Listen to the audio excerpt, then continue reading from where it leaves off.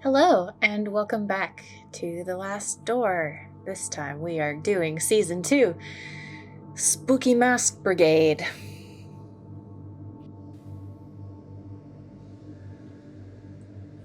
I have made another cocktail. It's sort of, I guess you could say it's kind of on theme in a very, 6 degrees from absinthe kind of way. It's called a je ne sais quoi. And it involves grapes, tarragon sprigs, which is where you get the anise kind of licorice-y flavor that you also get from absinthe, simple syrup, gin, lime juice, and an egg white, which makes it really silky smooth. Yeah, so I would recommend this. Make it if you like. It's bright and citrusy, but pretty sweet, and the texture is really the thing that's cool. It's also kind of herbal from the tarragon. It's not crazy like licorice though, so if you hate licorice, you might still like this. I would say try it. Anyway, let's go. Let's do it. Previously on The Last Door. This feels like a soap opera. Jeremiah DeVitt, alerted by the suicide and mysterious letter of his friend Anthony Beechworth, went in search for the memories of his past that he had lost. DeVitt discovered that in school he had taken part in a strange experiment. Its goal was to peek through the veil, the thin line between common reality and the world of horror and madness that lies beyond, under the watch of the Eye of the Bird. During his search, he was inoculated with the drug they had used back then. The serum made DeVitt's mind travel for a few hours to the dreamlike realm of the Veil. There, he met his old classmate Alexander Dupree, who urged DeVitt to join his cause and cross with him to the realm of the Bird. When DeVitt woke up from his trance, he found himself deeply convinced by his friend's words. He traveled to Dupree's house, where he discovered his friend had dosed himself with a new serum, leaving a catatonic body behind. This new drug was capable of transporting the mind permanently to the Veil and beyond. Finally, DeVitt found a vial of the serum and had it injected. He met his friend again in the Veil, and together they walked through the last door, entering a world forbidden to human eyes. DeVitt's therapist, Dr. John Wakefield, worried by his patient's disappearance and strange visions, had sought the help of his colleague, Professor Johann Kaufmann, an expert in the occult. Searching Anthony Beechworth's house, Wakefield and Kaufmann found a disturbing returned letter in which Anthony had tried to warn Alexander Dupree of what could happen if the door was opened. He feared something from the other side might then come to ours. Oh no, they are coming. Who's coming?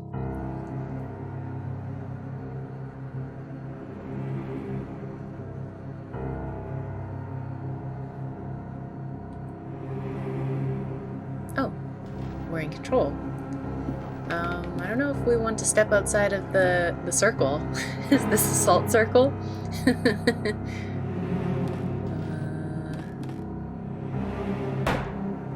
Oh, none of us could prepare for this. We're boarding up the windows. The visions, screaming, were merely a warning.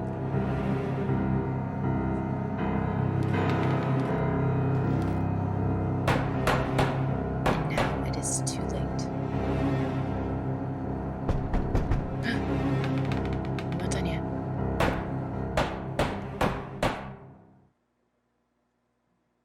They are coming. That was my cat. Good timing.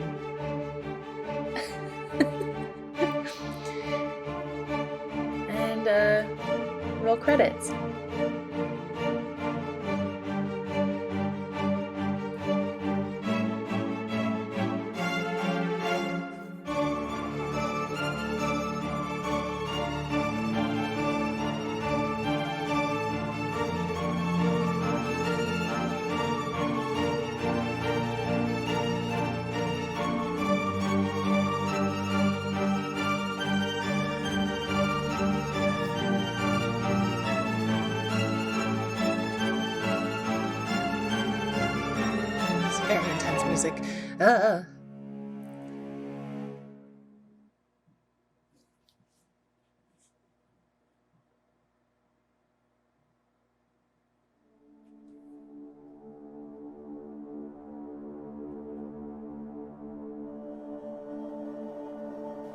Last night I had the nightmare again, but this time it was different. This time he talked to me.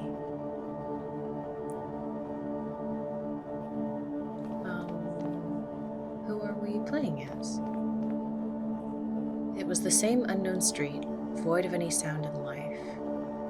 This is a memory. I walked aimlessly, as if I were lost.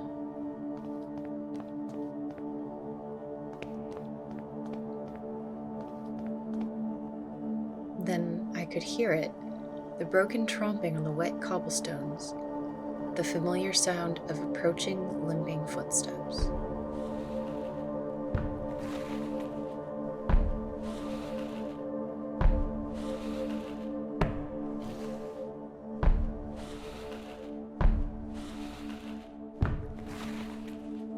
Then, as before, he stood in front of me, gazing unrelentlessly, like he was expecting something.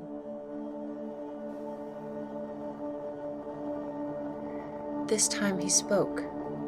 Give me back what he took. Nothing else.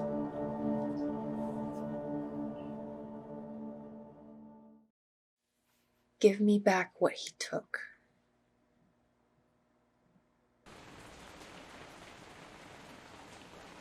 Is this Wakefield? No, I have fallen asleep again. What time is it?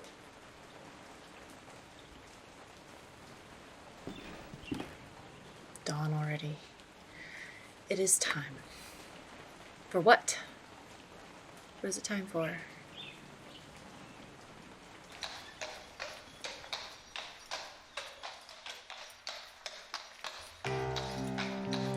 Oh, a haunting carriage ride. It was several months since Kaufman and I had found that mysterious letter in Anthony Beechworth's house. A letter never sent, with a cryptic warning of what would happen if a certain door were opened. It bore only the name of the addressee, Alexander Dupree.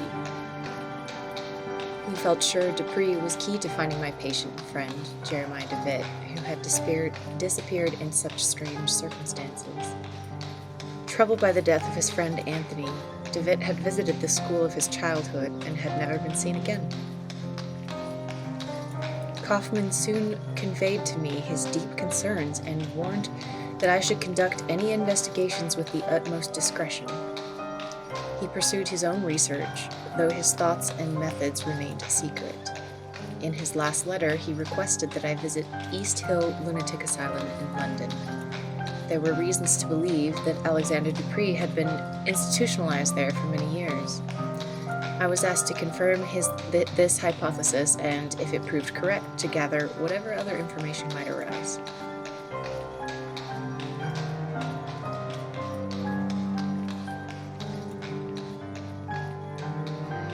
So we're off to the Lunatic Asylum of London.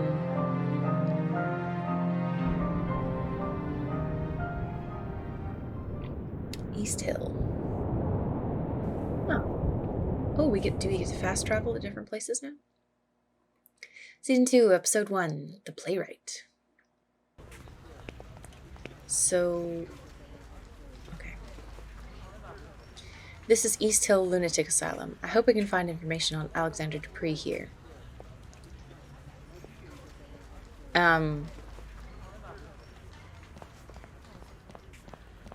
News on the case of what? Can't read that fast. What can you tell me about this building? The asylum? I've never been inside, and I hope I never will. It's full of crazies, you know. Have you seen anything unusual around here? No, but maybe if you bought a newspaper. I'd like to purchase a newspaper. Good morning, boy. Would you give me a newspaper? Yes, sir. It's 6 pence. I'm not doing an English accent. I'm afraid I don't have 6 pence. Can you make change for a shilling? I'm sorry, I can't, sir, but you know where to find me when you have the coins. Goodbye, boy. Okay. Goodbye, sir. So I need coins. East Hill Lunatic Asylum. Can I go down the street? Or just... no. Okay, guess we're going in. Okay, seems pretty peaceful so far. Good morning. Ah, yes, a lovely morning. Sunlight of a quite fascinating character. I beg your pardon. The light, it makes everything look different. You see, light touches things, soaks into them, and changes their nature. It makes them shimmer or makes them die. Do you live here in the hospital? I do indeed. My family is a generous benefactor to East Hill. They had me committed, but I don't blame them. They are just incapable of appreciating my art, or any art, for that matter. They mistake it for insanity. What are you drawing? I'm not just drawing, my friend. I'm trying to feel the light, to translate its power to the surface of the paper. Those animals don't like it, though. They don't want me to succeed, so they take them away. They take my drawings, and they study them, and they laugh, because my eyes can see the light, and theirs are blind. But someday, everyone will understand. Who are they, the ones that take your art away? Those foolish caretakers. They hide behind a big mirror where they think themselves safe, and they look at me. They observe me. They even take notes. Where are your drawings now? Would you happen to know where your drawings are now? Oh, I suspect they're somewhere in the archive, since I've seen confiscated items taken there before. You seem different from the rest. Can I trust you? I've been trying to sneak in for days now, but Miss Riswell keeps a tight guard on the door. I even stole a key from one of those guards. You're a doctor. Surely you could gain entry. If you could recover my drawings, I would be so grateful. Here, take the key with you. Do you know a man? Oh, my name is Dr. Wakefield. I'm looking for a man who lived here some time ago. Would you happen to know one Alexander Dupree? The name does not ring a bell. I've not been here long, though. You should ask the other patients. They may be able to help you. Some have been here for many years. Or you could ask one of the others, the brutes who keep us here. I must go. Have a nice day. So we got a key. Oh, can I look at this? A few cardboard sheets lie on the bench. Each shows a perfectly symmetric design in black ink. The large door is made of strong metal. This must lead to a secure ward of the hospital. Can I examine items? An old key. Apparently it has been filched from one of the caretakers of East Hill. So that goes to the archives. Okay. So can I go in the front door?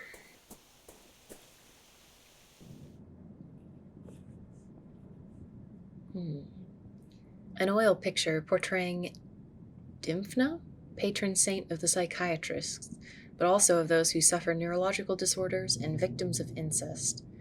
She was killed by her own father, who chopped off her head after she refused to marry him when her mother died. Yeah, okay. Good morning, madame. My name is Dr. Wakefield. I am a psychiatrist. Oh my, good morning. Forgive my manners. I get so excited when we have visitors. We don't get many these days, and certainly we're lacking experts like you. What do you mean you lack experts? Every year we get less funding from the Crown. First the doctors started to leave, then it was the caretakers. Now very few remain, but we have a responsibility to our poor patients, do we not? We must care for them. They cannot be out, living with the proper people. We must keep ourselves safe, and our patients too, of course. I'm looking for a man who used to be a patient here a few years ago. His name is Alexander Dupree. Did you perchance ever meet him? Alexander Dupree. Yes, there was one with a foreign name. I remember something of him. A good man, if I recall correctly, an educated man. But there was something strange about him, wasn't there? I believe it scared some of the other patients. You never know with this lot. I'm sorry that I can't remember much. There have been so many people here. It's hard to keep track. Have you worked here for long? Yes, a long time. I can scarcely remember how many years. Time goes slowly in here, and the isolation. The rules don't allow us to leave. I don't know what is happening in the world anymore, but we have our duty, do we not? Who else would care for our patients? May I request access to the Institute's archives? There should be some information there about the man I'm looking for, Mr. Dupree. Oh, I'm sorry, Doctor, but the archives are private. We must not allow anyone to access them without the proper authority. Many of our patients come from good families, you see, and we take great care to respect their privacy. But do not look so crestfallen. You would not find much in any case. It's a long time since they've been organized. Well, I'm gonna get in there anyway. A bookshelf. These books are not volumes of psychiatry or medical science, but old serial novels for patients to read. I'm sorry, sir. The archives are off limits. Okay, so I'm going to have to distract her. A portrait of a severe-looking man, most probably the founder of the Institute. Probably a fun guy. The rose window brings a solemn air to the room. Let's go on up. This must be the recreational wing, where patients relax and pass the time. Perhaps here I can find someone who met Alexander Dupree while he was institutionalized. A marble bust of Hygeia. Hygeia? I don't know how to pronounce that. Greek goddess of physical and mental health. The stone bust keeps the patient's silent company. A cheerful pastoral scene. A sunny beach lapped by the waves of a gentle sea. The warm decoration of this room suggests a great deal of sensitivity to the patient's moral needs. Okay, can we talk to this guy? A man wearing a worn-out military uniform, lost in God knows what thoughts. Hello? Excuse me, sir, I could not help but notice your uniform. Your uniform. Were you in the army? Leave me alone. You do not want to talk to a coward such as myself. Sir, leave me alone. I'm just a coward. Okay, doesn't want to talk. A variety of old-fashioned landscapes that portray nature as tame and welcoming. It's odd that only this window is shuttered. The curtain casts a mottled shadow over this corner of the room. Good morning, madame. My name is Wakefield. I'm looking for a former patient of this institution. The rumbling. She doesn't seem to have noticed me. Madam, if I may persist, have you been living here for long? The rumbling. I'm looking for a former patient of this hospital. You may have met him. An eyeless gaze. I'm looking for a man that you may have met. His name is Alexander Dupree.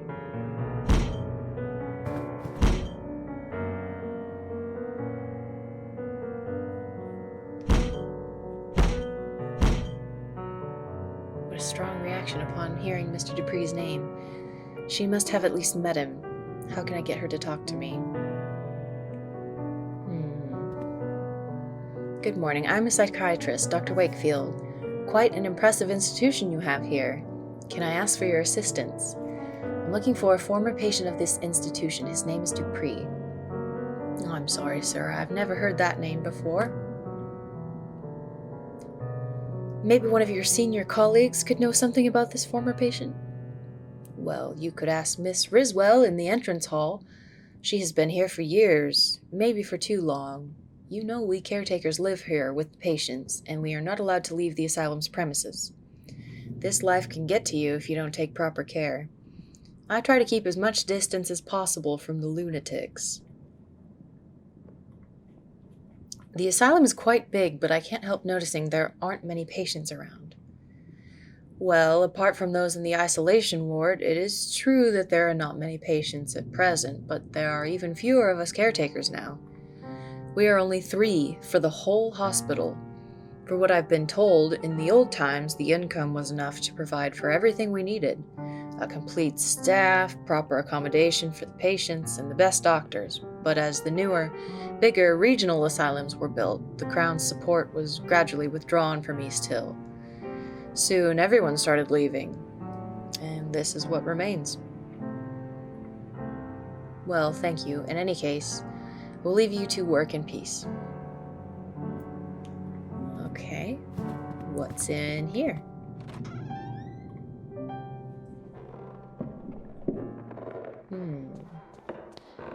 There's a thin piece of metal holding the window open. Ooh, can I grab that? Oh!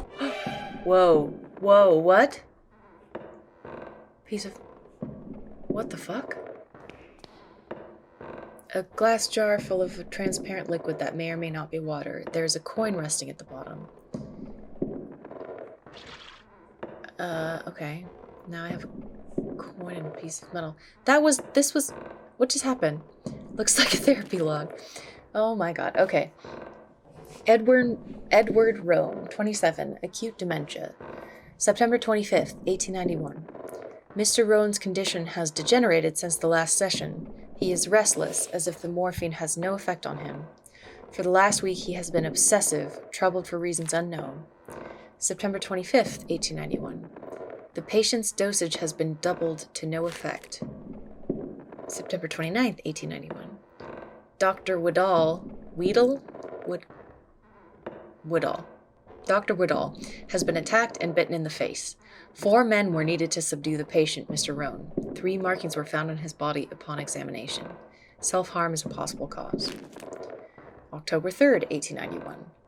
Mr. Roan is getting better day by day, both physically and mentally. His habits have changed considerably. He now shows an interest in religion and spends his time murmuring prayers, albeit ones unknown to my colleagues and me. Sounds like part of the... Oh, it's a false mirror. Dark as the room is now, I can see through the false mirror. There is a man on the other side, heavily restrained, desperately trying to free himself. He has an expression of unbearable horror on his face. The window has closed abruptly. Can I... Okay. What do I do?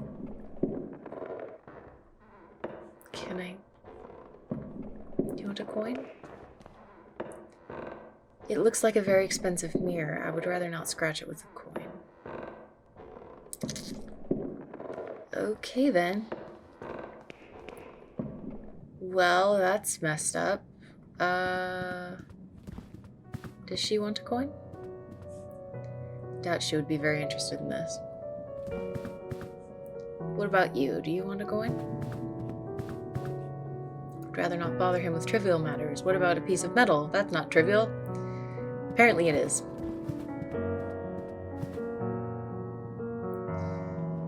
Is there nowhere else I can go?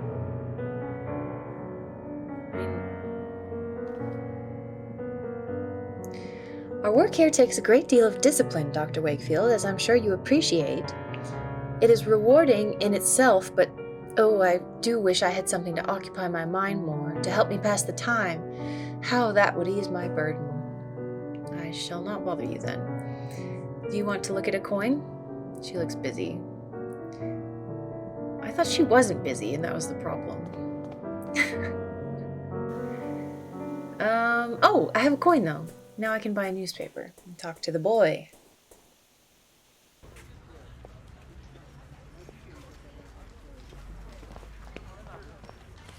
I would like a newspaper. 6 pence, is it? Here. Thank you, sir. Today's Illustrated London News. The first headline is about a grim case. Scotland Yard keeps its silence about the ambassador of Turkey, Found dead last Saturday under mysterious circumstances. Our sources suspect he may have been murdered. The second, sea monster found in St. Ives. The remains of a serpent from the deep were found on the beach early yesterday morning. It is suspected that they come from a seaside museum in Spain, destroyed a month ago by the sea waves during a terrifying storm. There is another drawing advertising an operetta called Love Brushstrokes.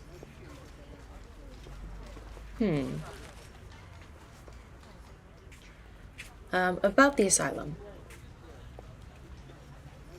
All right. You know, there are always voices coming from the place at night, crying, singing, and the inhabitants cursing like damned souls.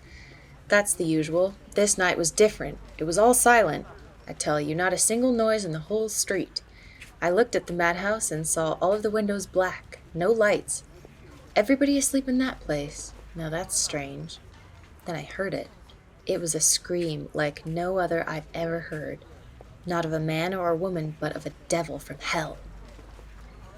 That is very curious indeed. Thank you for telling me. Sure. Goodbye. Weird. Well, I could give her a newspaper to read.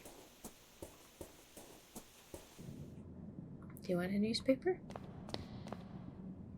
Why, thank you kindly. How thoughtful you are. Now that she's occupied with that, can I...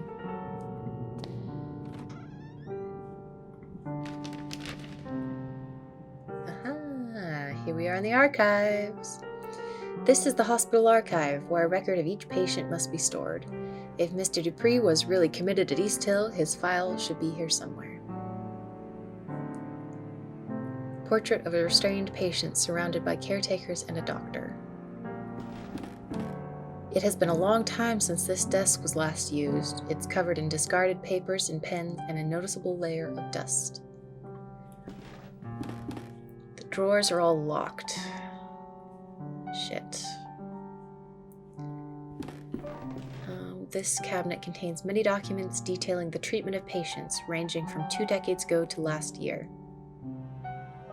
His file is right here. Dupree, Alexander, room 108A. All the files are missing. It's as if they had been torn out. Only a little piece of paper remains with an address written on it. Hall Street, 26. Could that be where Alexander Dupree lived before he was committed to this hospital? Paul Street. I should follow this new lead and see if it takes me somewhere useful. Oh, I can go to Paul Street. Cool.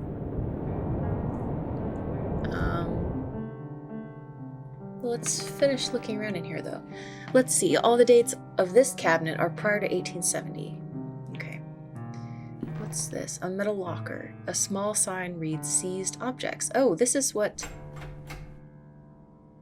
It's locked. I need a key. Oh, that door was open. Some personal effects, probably sent in by the patients' families, but deemed unsafe by the caretakers. One of them is a stack of thick sheets of paper, carelessly bound together, bearing the drawings and paintings of a troubled mind. There we go. Perfect. Only a couple of pictures in their frames. Okay.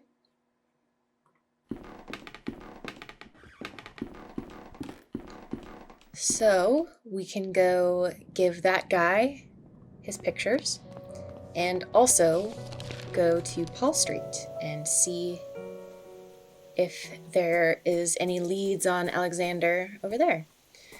I think we'll do that next time. For now, welcome to Season 2, The Last Door. I hope you have a good evening or morning or daytime or 3 a.m., whatever it is for you.